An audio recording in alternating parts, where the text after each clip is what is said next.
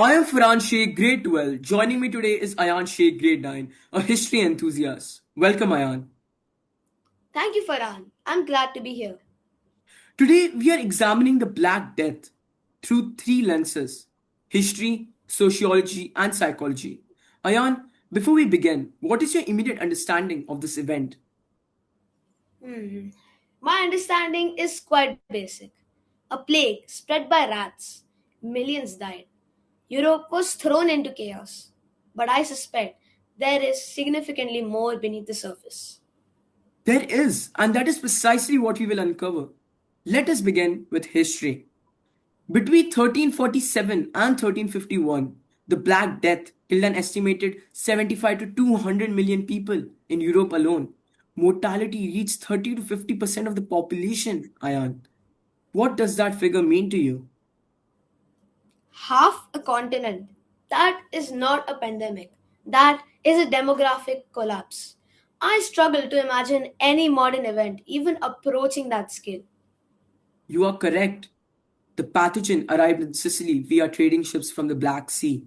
Crews were already dead. Rats carrying infected fleas had taken control. However, Ayan, would you be surprised to learn that the Black Death was not one disease but three? Three, I was not aware of that. Please explain.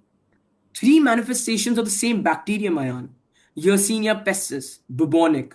Swollen lymph nodes called baboons transmitted by fleas. Pneumonic, airborne attacking the lungs, nearly 100% fatal. Septicemic, infecting the bloodstream directly. Death could occur within 12 hours.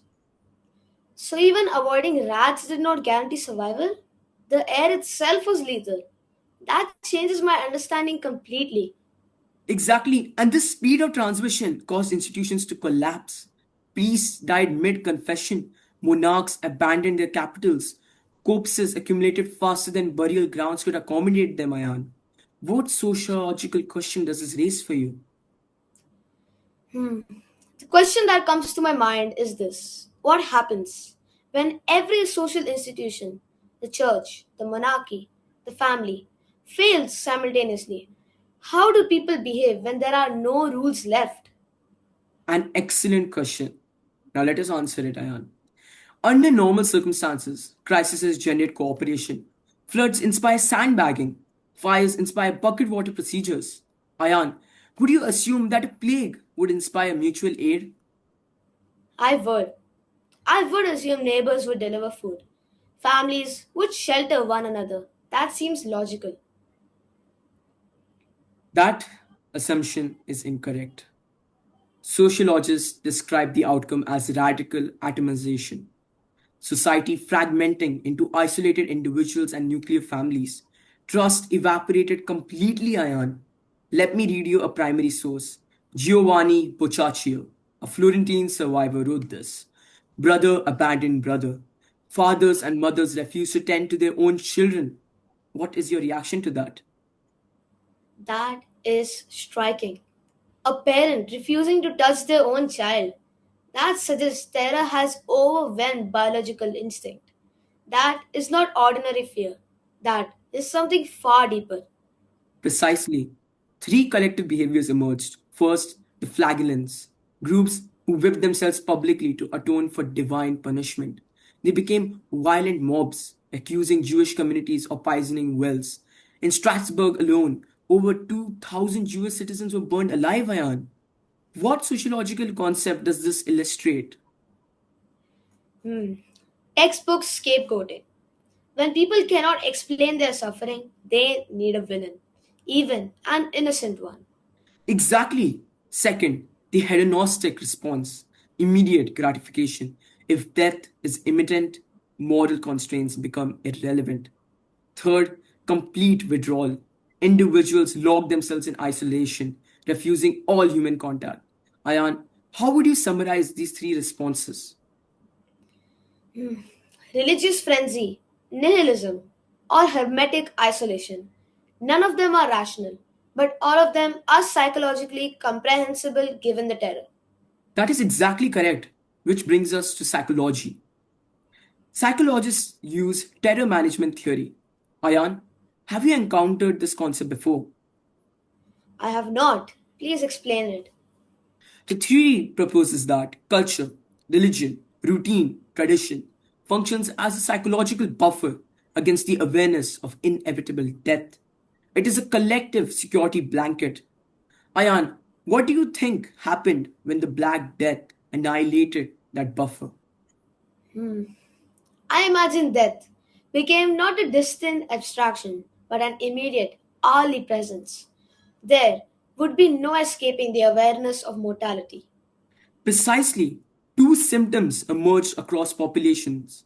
First, pervasive apathy. One chronicler observed oxen and donkeys wandered freely. No one bothered to shut the gate. Ayan, why would someone abandon their own livestock? Because why? Plant crops for a harvest you will not live to see. Why repair a fence when you will be dead tomorrow? That is not laziness, that is rational despair. Exactly. Second, hypervigilance, the paradoxical counterpart to apathy. Every minor physical sensation was interrupted as infection. This produced conversion hysteria. Ayan, have you ever heard of the dancing plagues? Vaguely, groups of people dancing uncontrollably? That sounds almost unbelievable. Approximately 25 years after the Black Death, Europe experienced exactly that. Groups dancing for days until collapse. Psychologists interpret this as emotional terror expressed through involuntary physical symptoms. Ayan, what does that tell you about the medieval mind? It tells me the mind could not process the trauma. So the body spoke instead, dancing to death because the brain had no other language for the fear. Correct. The medieval worldview that suffering had divine meaning, that life followed a predictable order, did not weaken. It died. An entire generation developed collective post traumatic stress. That is devastating to consider. However, devastation does not always preclude transformation. Let us turn that to the aftermath. The worst outbreaks subsided around 1351. Sociologically, the labor shortage shifted economic power. With half the workforce dead, surviving laborers could demand wages. The feudal system cracked. Ayan, what emerged from that crack? The middle class. If workers have value, they have leverage. That is a structural change that would reshape Europe for centuries. Precisely. Psychologically, survivors shifted away from the otherworldly preoccupations towards secular life. Art, commerce, empirical observation. Universities expanded. Literature appeared in vernacular languages. Ayan, what larger historical movement do you associate with these changes? The Renaissance. You are suggesting the Black Death cleared the ground for the Renaissance. Absolutely. I am suggesting exactly that. Not romanticizing the trauma, but acknowledging adaptation. Ayan, let me ask you a final question. We recently experienced our own pandemic. Do you see any parallels?